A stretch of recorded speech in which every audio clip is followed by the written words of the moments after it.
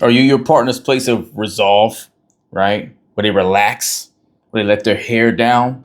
Or do you represent their stress, right? Do you trigger them?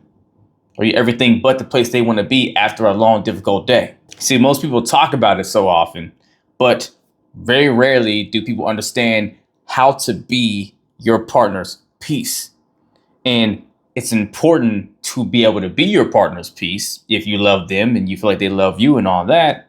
Because whenever you are someone's place of solace, right, you become invaluable to them. You become the person that they want to move mountains for whenever you are a representation of happiness and joy and at ease for them. I'm going to give you 3 great steps you can take to be your partner's peace, right? Now, this is obviously if you're with someone that inspires you to be that, right? It's going to be hard to want to put the effort into just being your partner's place of rest, right? Whenever you feel like all they do is cause you hell, right? So I'm not saying that, because honestly, if you're in a relationship with someone that brings that to your life, then you got to be asking yourself why you're still there, why you're still sticking around for that. It's either we got to fix things or you got to move on, but don't sit in something that's toxic and just draining from you.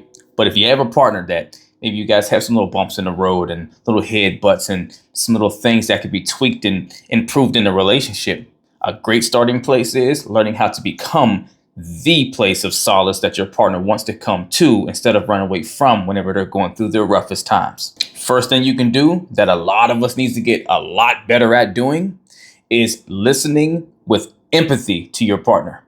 Meaning whenever they're sharing their feelings and so forth, avoid interrupting and jumping to solutions first, right? Be a sound ear before you move on to what you're going to do. Make sure they felt heard first. Active listening. Just hear them out and validate their emotions. That's order of business 1. Because whenever your partner truly feels heard, they now feel seen. When they feel seen, they feel important. When they feel important, they feel supported, right? When they feel supported, they feel like you understand them, you relate to them, and you become someone that they can come to when they need to feel like they're in a place of embrace to be able to come down off of maybe a stressful day or whatever the case is. They feel like they have someone that is yoked with them to do that with. And I have to stress this again, as always, because I think people sometimes mix the two. You do not have to agree with someone's feelings, with your partner's feelings, to validate them. Validating means just letting them know that, hey, how you feel matters. No matter what I think about it, you feel it, so it matters to me as well on some level. Second, stay calm in conflicts, meaning respond with more patience in different dynamics that you guys are navigating instead of escalating arguments. And always approach any disagreements with the goal of resolution instead of trying to win. When you can stay calm through disagreements and, things that you guys are on different pages about, it reinforces so much confidence in your partner to want to open up and share and talk about things that may be difficult that they're trying to navigate with you, or things that are to themselves but maybe impacts you or something, right? They're more willing to open up. And whenever you can offer that to them, you create a safe space to where your partner sees you again as the ideal place to be whenever there's anything that's of a concern to them. It's reassuring, right? It helps them with their need for certainty. Reassurance that, hey, you got my back. You're in this with me.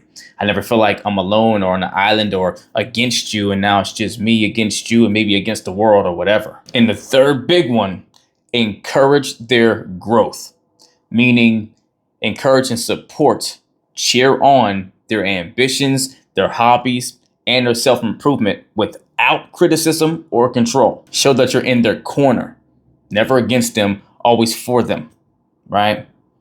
And whenever you can be the motivating fuel in your partner's corner towards whatever they're doing in life, whatever they're facing, whether it's something they're trying to build, some sort of a company or whatever, or they're trying to step out into something that they never tried before that they've always wanted to, or build a skill or something that they have a passion for, or just maybe some inner wounds or something like that they've never actually faced on their own. And they're trying to step up and stretch themselves and push themselves into a new space of healing or growth or whatever.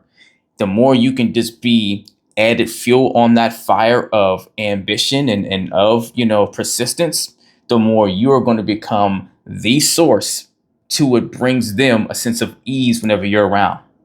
And if you haven't caught it yet, these three different things that you can do starts to really just paint you in their eyes. They start matching you and tying you to peace. You both become one and the same, right? They start seeing you as what peace is. You become a physical representation of it in their life.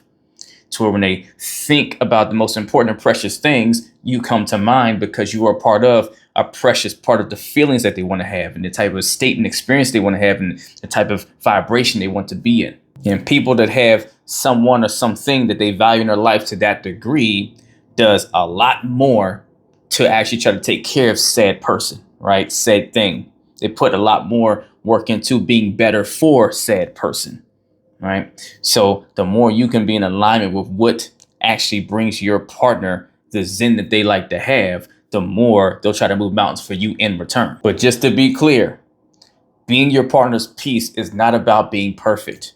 You're not perfect. You never will be. You never should try to be. It's unfair to yourself. It robs your ability to continue to grow forever if you can ever reach a place of perfection, right? So that's not the goal. Don't put that weight on your shoulders at all, right?